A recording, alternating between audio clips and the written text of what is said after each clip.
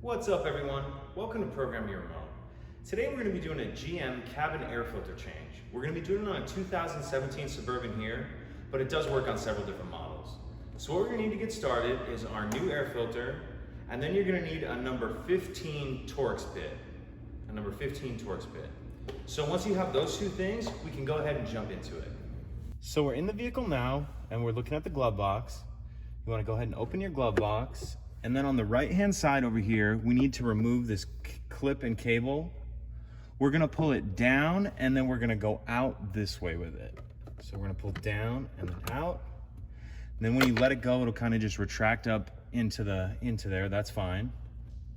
And then on either side of the glove box, we're gonna push in, and that's gonna allow the glove box to come down. So push in and let that drop down.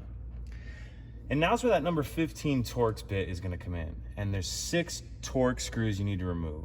One here, one here, one here, one here, one here, and one here. So I'm gonna go ahead and remove those, and I'll see you in the next shot. So I'm just finishing out taking out the last screw now. And after you get all 6 of those screws out, this cover will come out of there like that. You can set that to the side.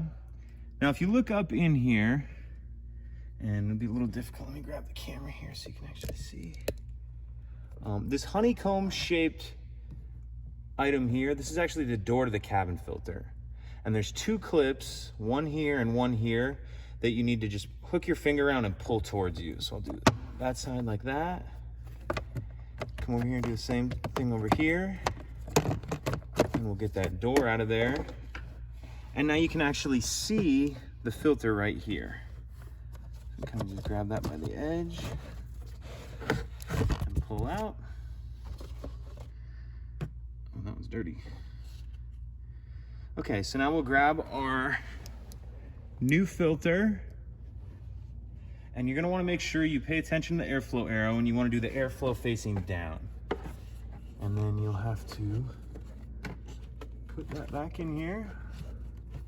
It's a little tight. You want to be careful not to damage the filter. Okay, so once you get that in there and make sure it's seated in there properly,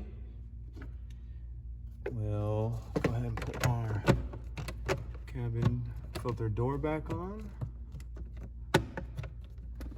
Like that. And that's it. Pretty simple. To finish it up, you'll just reverse everything we just did, put your cover back on, put those screws back in, and then you want to make sure you grab the cable with the clip on it. So after you get your door back on here, you'll lift this up, hook your clip back in like that, push the sides in, push it up, and it'll be all closed up.